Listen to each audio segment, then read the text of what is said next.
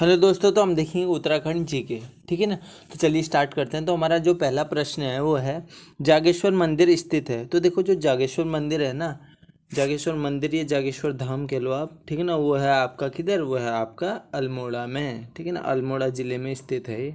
ठीक है ना। अल्मोड़ा ज़िले में स्थित है। ठीक है ना। ये रहा आपका जागेश्वर मंदिर। ठीक है ना। ये मंदिरों का एक समूह है। ठीक है ना। मंदिरों का एक समूह है। यहाँ 124 जो है वो छोटे बड़े जो है वो मंदिर हैं। ठीक है ना। तो इतिहासकार कहते हैं कि इसे कत्यूरी राजाओं ने बनवाया था। ठीक है ना। कत्यूरी राजा शालिवाहन ने बनवाया था इसे।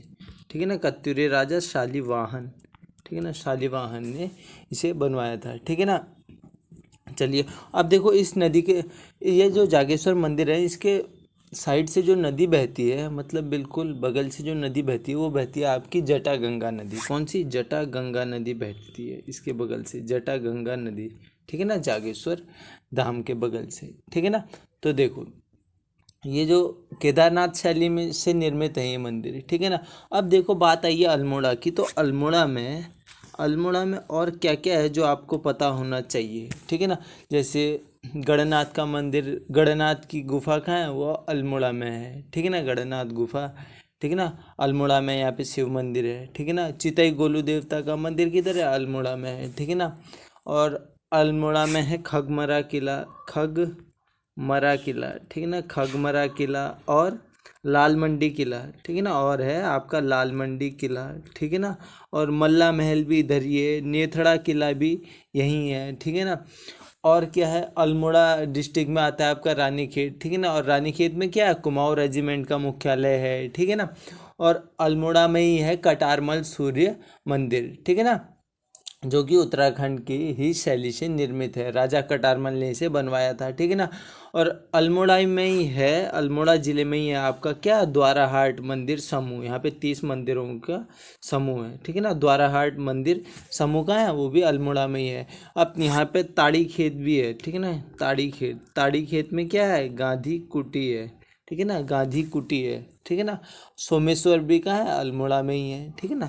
तो आपको इतनी चीज़ें पता चलती हैं अल्मोड़ा सुन के। ठीक है ना।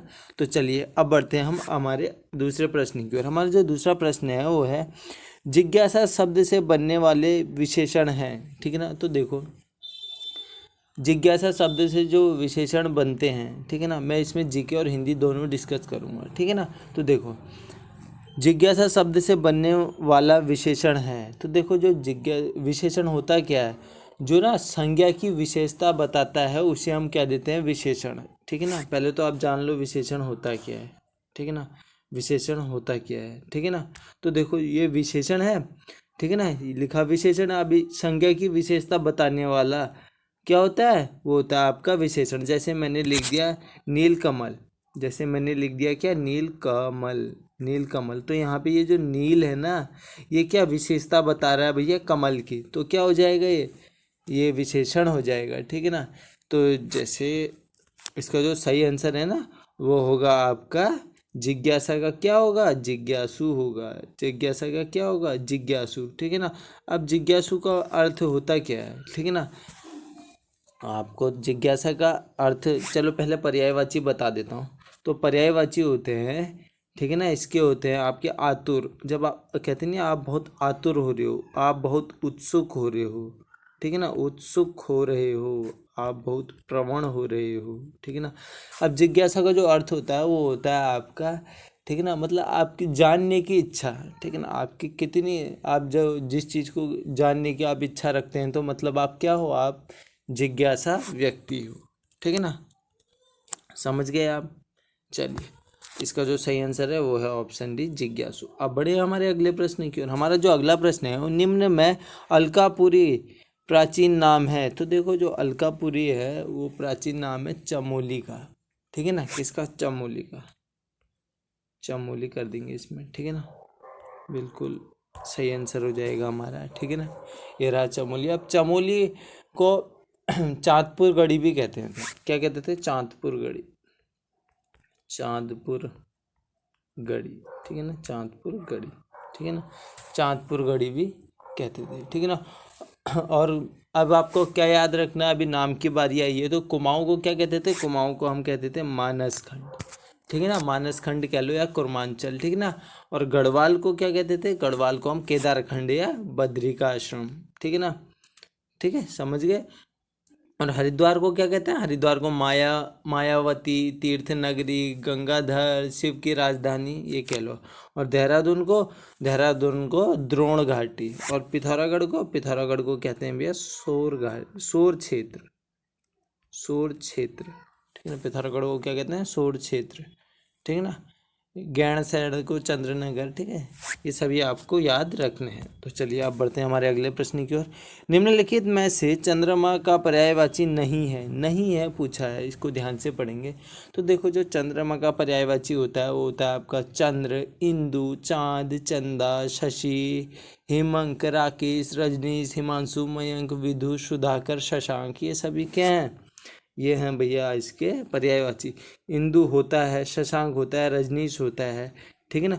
तो देखो, जो शेखर है ना, ये नहीं होता है। अब शेखर का मीन्स आपको वैसे ही समझ जाना चाहिए कि शेखर यानी शिखर, शेखर से क्या निकल रहा है आपका, शिखर। तो शिखर का जो मतलब होता है वो क्या होता है, शेखर यानी चोटी। इसके पर्यायवाची होते हैं चोटी, ठीक है ना, शीर्ष, पर्वत, ठीक है। ये सभी क्या होते हैं, शेखर के पर्यायवाची होते हैं। आपको समझ जाना चाहिए था शेखर पढ़ते ही, ठीक है ना। चलिए अब बढ़ते हैं हमारे अगले प्रश्न की ओर। चंद्रमा की बात आई थी तो देख लीजिए चंद्रमा, ठीक है। तो चलिए अब बढ़े फिर अगले प्रश्न की ओर। हमारा जो अगला प्रश्न है वो है आगत स्वर आ लिया गया है, आगत स्वर आ लिया गया है, ठीक है ना। तो देखो, आपको कुछ चीज़ें पता होनी चाहिए। आगत स्वर में जो आ लिया गया है ना, ये अंग्रेजी भाषा से लिया गया है। कहाँ से ये लिया गया आपका, अंग्रेजी भाषा से। चलिए, तो इसमें जो आपका सही आंसर है वो है अंग्रेजी भाषा से। अब देखो, ठीक है ना। तो देखो, कुछ आपको आगत स्वर की बात आई है ना, तो आगत स्वर क्या होते हैं, देखो जो स्वर होते हैं ना वो आपके होते हैं, एक होता है आपका ह्रस्व स्वर यानी लघु या मूल स्वर कहते हो आप उसे, ठीक है ना। फिर आता है आपका, देखो एक होता है ह्रस्व स्वर, ठीक है ना। एक होता है यही ह्रस्व स्वर को ही हम मूल स्वर भी कहते हैं, ठीक है ना। इसमें हमारे आते हैं, देखिए, ठीक है, इसमें हमारे आते हैं ओ आ ई उ री ए ऐ ओ औ, ठीक है ना। ये सभी क्या आते हैं हमारे इसके अंदर आते हैं। इनकी संख्या कितनी होती है, ठीक है ना। तो देखो इनकी संख्या, ये तो स्वर हो गए आपके, ठीक है ना। ओ आ ई उ स्वरों की संख्या 11 है, ठीक है ना। स्वरों की संख्या 11 है, कंफ्यूज ना करेंगे, स्वरों की संख्या 11 है। कौन कौन से होते हैं, ओ आ ई उ री ए ऐ ओ औ, ये क्या है, स्वर हैं आपके, ठीक है ना। 11 हो गई स्वरों की संख्या। अब देखिए, जो ह्रस्व स्वर होते हैं ना, ये 4 होते हैं, सिर्फ 4 होते हैं। कौन कौन से, ओ ई उ री, ओ उ ई, ओ उ ई और री, ठीक है ना। ओ फिर छोटी ई, छोटा ओ और री, ठीक है ना। तो क्या होता है इनका मतलब क्या होता है, तो देखो ह्रस्व स्वर या लघु स्वर या मूल स्वर कह दो, तो हम जब बोलते हैं ना ओ, कितनी जल्दी बोल ले रहे हैं, तो उच्चारण में कम समय लग रहा है ना, उसी को हम कह देते हैं क्या, ह्रस्व स्वर या मूल स्वर, ठीक है ना। अ ई उ री, ये सभी क्या है, ये हमारे क्या है, मूल स्वर, ठीक है। दीर्घ स्वर जिनके उच्चारण में ज़्यादा समय लगता है वो दीर्घ स्वर होते हैं, ठीक है ना। ये 7 होते हैं दीर्घ स्वर, ठीक है ना। 7 होते हैं, कौन कौन से, आ ई, बड़ा ऊ, ए ऐ ओ औ, ठीक है ना, दीर्घ स्वर कह लो, ठीक है ना। और यही हमारे क्या होते हैं, अब इसमें ही हमारे 4 होते हैं संयुक्त स्वर, ए ऐ ओ औ, ये क्या है, संयुक्त स्वर है, ठीक है।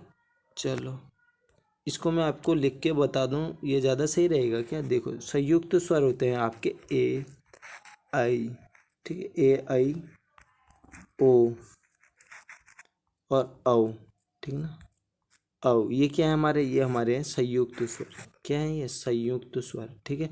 और आगत स्वर होता है आपका आ, ठीक है ना। आगत सिंपल है याद करना, आगत स्वर होता है आपका आ, ठीक है ना।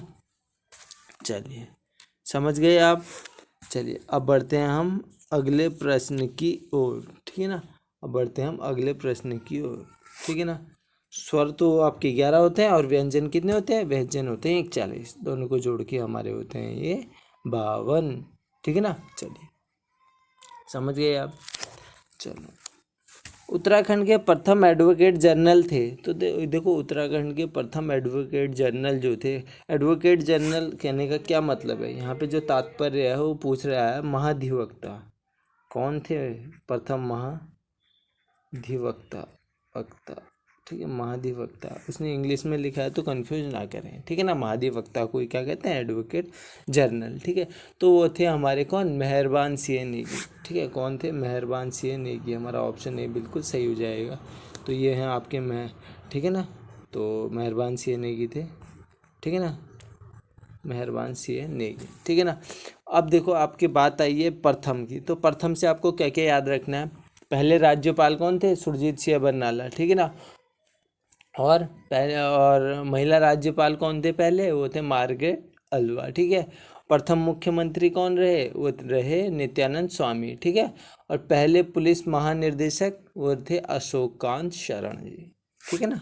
चलिए इतना आप याद रख सकते हैं। अब बढ़ते हैं अगले प्रश्न की ओर। युगांतर काव्य कृति है। जो युगांतर है ना वो काव्य कृति है आपकी किसकी? सुमित्रा नंदन पंत की। सुमित्रा नंदन पंत जी की है युगांतर, ठीक है। ये युगांतर काव्य कृति है, ये किसकी है? ये सुमित्रा नंदन पंत जी की है, ठीक है ना। तो याद रखेंगे, ठीक है। अब देखो सुमित्रानंद पंत जी की और कौन कौन सी काव्य कृतियाँ आपको याद रखना है। चिदम्बरा बहुत फेमस है ये तो, ठीक है ना, ये तो आपको याद होनी चाहिए। चिदम्बरा, ठीक है ना। चिदम्बरा हो गई, कला हो गई, कला और बूढ़ा चाँद, क्या? कला और बूढ़ा चाँद, ठीक है ना। स्वर्ण किला हो गई, ये सभी क्या हैं? ये सुमित्रा नंदन पंत जी की कृतियाँ हैं, ठीक है ना। चलिए, उत्तराखंड राज्य सूचना आयोग के प्रथम मुख्य सूचना आयुक्त थे, ठीक है ना। प्रथम मुख्य जो सूचना आयुक्त थे वो थे आपके कौन? डॉक्टर रघुनंदन सिंह टोलिया जी, ठीक है ना। डॉक्टर रघुनंदन सिंह टोलिया, ऑप्शन बी इसमें हमारा बिल्कुल सही हो जाएगा। तो ये रहे, ठीक है ना, डॉक्टर रघुनंदन सिंह टोलिया जी, ठीक है।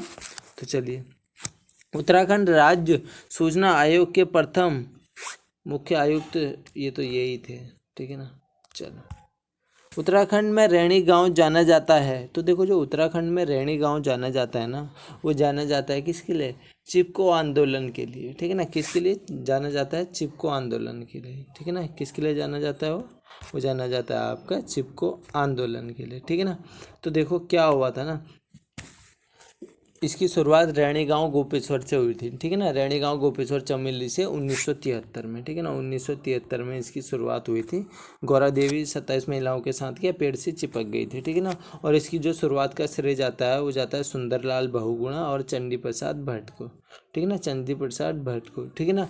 और इस आंदोलन को 1887 में 1987 में क्या मिला?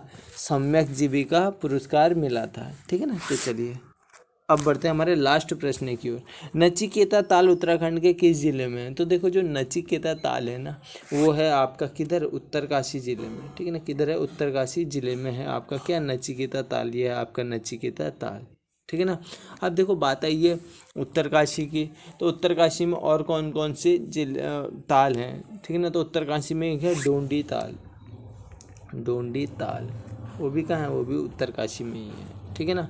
तो देखो और कौन कौन से ताल याद रखने हैं आपको? सहस्त्र ताल, सहस्त्र ताल कहाँ है? वो आपका है टिहरी गढ़वाल में, ठीक है ना। यम ताल, अप्सरा ताल, ये सब कहाँ है? ये भी टिहरी गढ़वाल में है। और रुद्रप्रयाग में क्या है आपका? भेक ताल, ठीक है ना, गांधी सरोवर, ठीक है ना, ये सभी कहाँ है? ये सभी है आपके रुद्रप्रयाग में, ठीक है। चमोली, चमोली में बेनीताल हो गया, रूपकुंड हो गया, ठीक है, ये सभी कहाँ है? ये सभी आपके हैं चमोली में, ठीक है। तो यहीं पे हम करते हैं वीडियो समाप्त। अगर आपको वीडियो अच्छी लगी हो तो आप इस चैनल को सब्सक्राइब कर सकते हैं। तो धन्यवाद।